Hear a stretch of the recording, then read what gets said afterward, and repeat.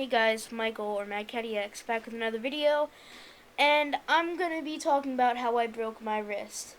And I can already see through your screens, you typing in the comments, probably not, Michael, why are you complaining on the internet about breaking your arm? Well, let me tell you something. It hurt. It hurt a lot. So yeah, with that being said, let's just get right into the story. So on an eventful Wednesday in third grade, after school I went to a wrestling class. And in this class, my teacher said, it wasn't a teacher, it was more like a coach, everybody partner up. So we all partnered up, and I chose this kid that looked scrawny, because whenever he said that, it probably meant we were probably going to do some wrestling. And all the times before, I've been perfectly fine. But this time, this one cursed time, I chose the scrawniest kid because he's been teaching us some, not the kid, the coach. The coach has been teaching us, like, pretty powerful, you could say, moves. So I choose the scrawniest kid. I'm like, hey, do you want to team up? He's like, sure. So we tackle a couple dummies. And then the coach says, okay, get on the blue mat. And then a bunch of kids went up, like, one by one. And then me and then this kid comes up, and we are like the middle of the line. So we come up, and then the coach says, okay, go. And really all we did was practice one move on each other, and I said, okay, you can do it first. And the kid says, okay. And then he picks me up, hurls me like a couple feet into the air while twisting me,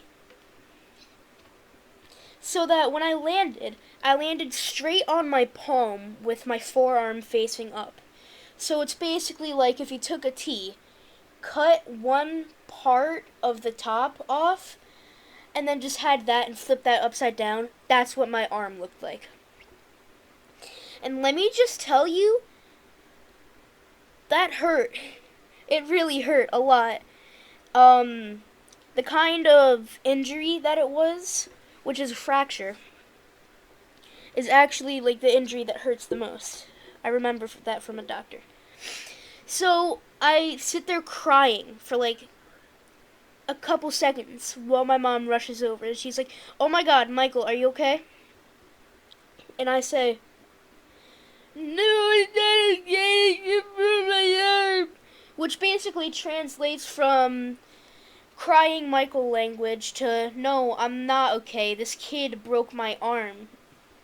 And my mom didn't believe me. She was like, it's okay, it's just a sprain, you'll be fine. So we go home, and I lay on my couch, still sobbing for hours, and my mom is just saying over and over, stop being so dramatic, it's just a sprain. And I try to convince myself that.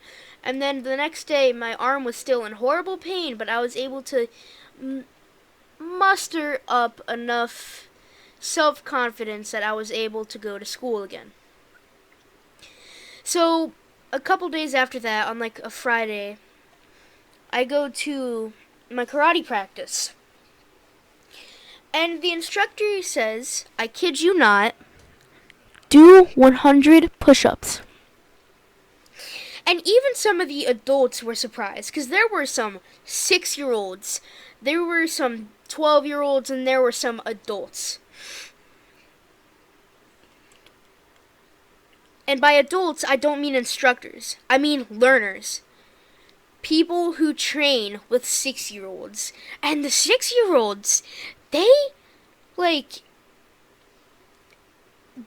good. When I first joined, I was like, oh my god, how do 6-year-olds know this stuff? Anyways. So I try to do like 2 push-ups, and then on half of the second push-up, I fall down to the ground trying my best to hold in tears. And the instructor comes over, and I think it was a she, and she's like, Michael, are you okay? And I say, no, I don't think so. I think there's something wrong with my arm. Can I do something else?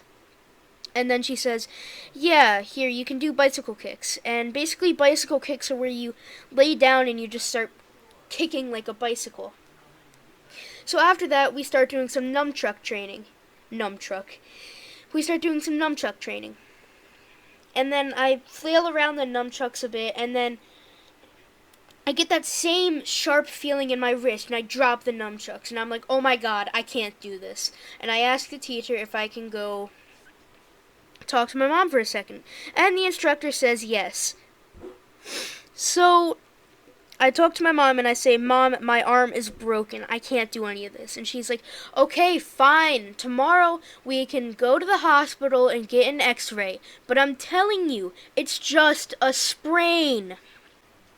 No, Mom, it wasn't a sprain. It was not a sprain. It hurt more than a sprain. Anyways, so the following day we go to the hospital and the doctor says, Michael, after like an hour of me sitting in the waiting room, grunting under my breath in pain as I've been doing for the past half week. So we go into the x-ray room, I get an x-ray, and the doctor says, yeah, you have a hairline fracture. And my mom was like, of course, just of course he does. And then they put me in a bed, and then they connect like a bunch of wires on me. Like, they don't even put the wires in me, they just like set them on me with like tape. And after like 5 minutes of just that, I don't know what the wires were doing, the doctor comes in with a splint and a bandage, and he starts wrapping my arm up, and then he puts my arm in a splint. And he says, you really shouldn't take this splint off for more than 30 minutes a time. Or something like that. I forgot what he said. But I remember that I shouldn't have my splint off for more than a while. Okay? So after that, we go home and my mom tells my dad, and my dad's like, oh my god, the stuff that happens. So after that, I'm like, okay, Mom, you were wrong. And she was like, yeah, I know I was. So about the following Wednesday after that, or something like that, a week after the incident, we go to the place where you can get a cast, and the doctor says, yup, you have a broken arm. So he gives me a cast, and I think I chose like lime green as my color, and then we leave. And then like a month and a half after that, I come back, and he takes this giant saw. It was like a giant box, like on the ground, mounted with wheels. And then there was a saw, like the size of the screen that you're probably watching this on. Like, if you were to take your phone and spin it around in a circle really fast, the diameter of that circle, it was probably the size of the saw. Something around that. And then I'm like, whoa, you're gonna make that touch my arm? And the guy says, no, I'm not gonna make it touch your arm. Of course I'm gonna make it touch your arm. And then I'm like, no, I don't consent to this. And he says, no, don't worry, it won't hurt. And then he takes the saw and just starts rolling it across his arm, and then there's nothing left. And he says, that actually kind of tickled a bit. And my mind is blown. I'm just sitting there wide-eyed, the smallest pupils ever. And I'm like, I don't trust this guy. He's a superhuman or something. So he takes the saw and then he starts rolling it along the cast, and I feel like a tickling sensation on my arm, and like I clench my hand and I'm ready for like pain. And then I just keep feeling that tickling sensation.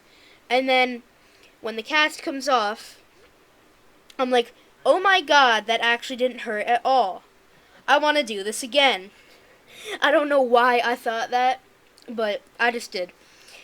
So when we went home, my arm looked like the Grand Canyon. It was just dry, flaked.